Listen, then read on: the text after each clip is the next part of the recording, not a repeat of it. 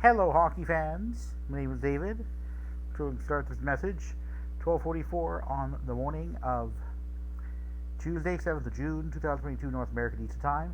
It's 10:44 over in the Mountain Time Zone on Monday evening, where the Avs, in a track meet with the Oilers, ended up winning shortly into single overtime, 6-5 on a goal. Artturi Lehkonen from Makar and Helm. Wow, a very short overtime. Not as short as Game 5 of the Habs Leafs 2021 playoff series, but pretty short. And okay. Sometime during the third period, I went down to late Monday North American Eastern Time to retrieve a couple food orders. By the time I got back upstairs, the game was tied at 4, and I didn't want to stop watching. The Oilers didn't show quit; they showed killer instinct, but rather faulty. Got goals, and more goals. So just going to recap. All right, I'm just going to go to some of the key statistics.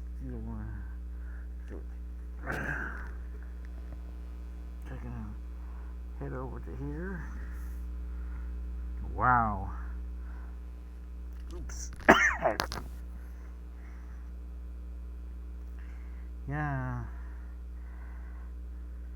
Special teams did matter, but the fact that Mike Smith allowed in a couple of ugly goals, I think also mattered. Wow, load of goals. But you gotta remember, defense wins championships. And, well, the Oilers didn't have a lot of defense. And I think that should serve as a warning to the Leafs, to our hometown Leafs, as they are rebuilding to try to win a playoff series in 2023. After having given up 23 goals. So, Leafs scored 24 in their first round series.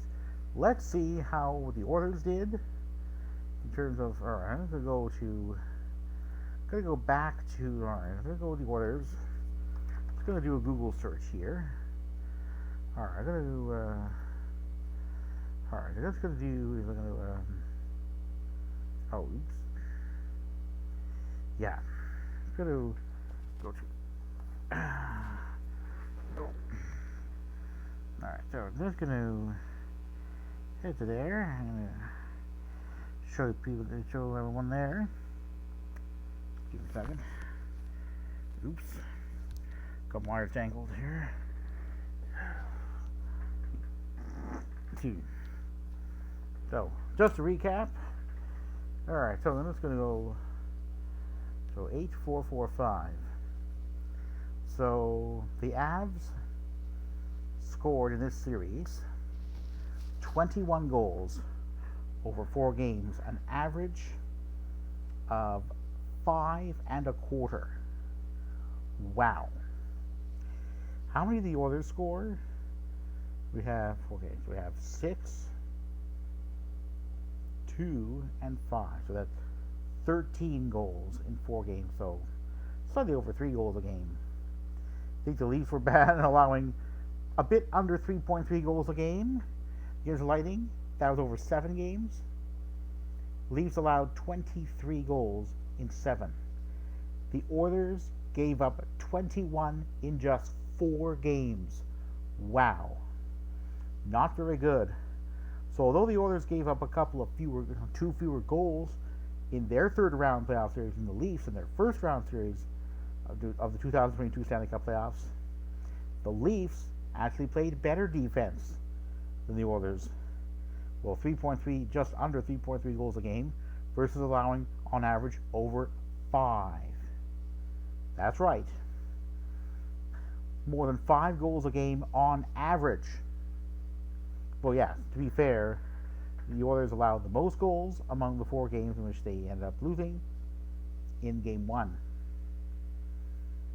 And no, the Avs didn't reach that dizzying height, but still 6 goals.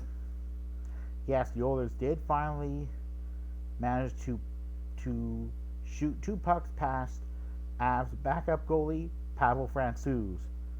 Bad news: Mike Smith was a little bit worse, allowing 2 ugly goals that I could count. So yeah, the Oilers are done. It's I tweeted late on Monday North American time that it had been hard for me to get into the spirit of the IIHF Under 18 Women's Worlds Top Division Tournament, which I'm cheering for Canada's team. But maybe I'll get into it a little bit more, given that the Oilers, the last Canadian NHL team standing, are now out. Yes, there was a killer instinct that I didn't think the Oilers would have. Things were not looking good early on with, in the Kings-Oilers series. Kings went up 1-0.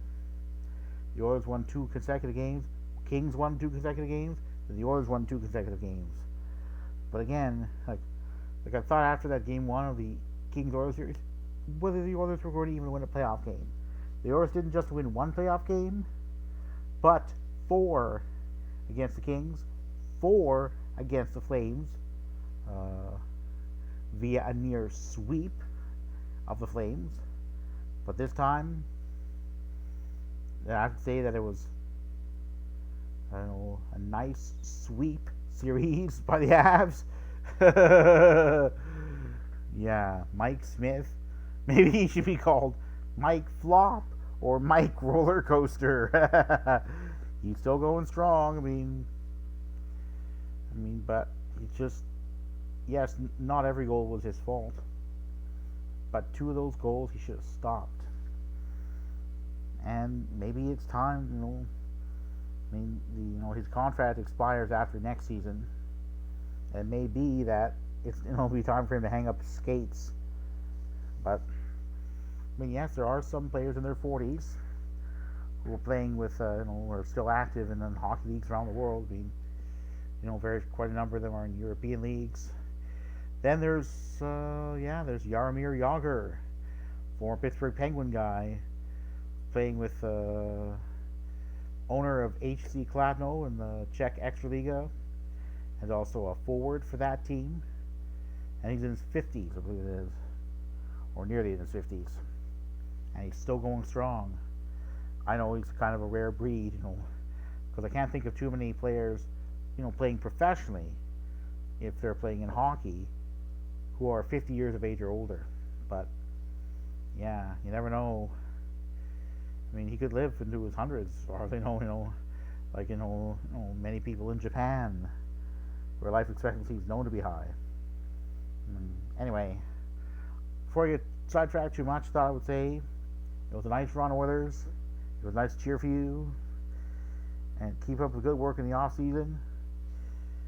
You have the makings of an excellent team, and hopefully you guys won't fall off a cliff, unlike a Habs team that after its run to the Stanley Cup final in 2021 did fall off a cliff.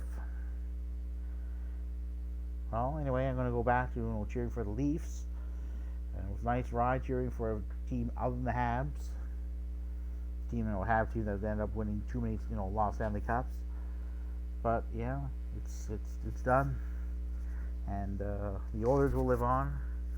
Who knows if Evander Kane, who had to sit out Game 4 because of a suspension slapped on him by the Department of Player Safety for a hit from behind on Nazem Kadri of the Avs, will end up playing another game. It wasn't a hugely long suspension, but short enough to keep Kane out. And yeah, Kane's roller coaster. We'll have to see what happens in contract negotiations, if he can find a home in the NHL, and if so, where. Anyway, I'm going to say goodnight, and I'm going to get on with my morning and see what Tuesday brings.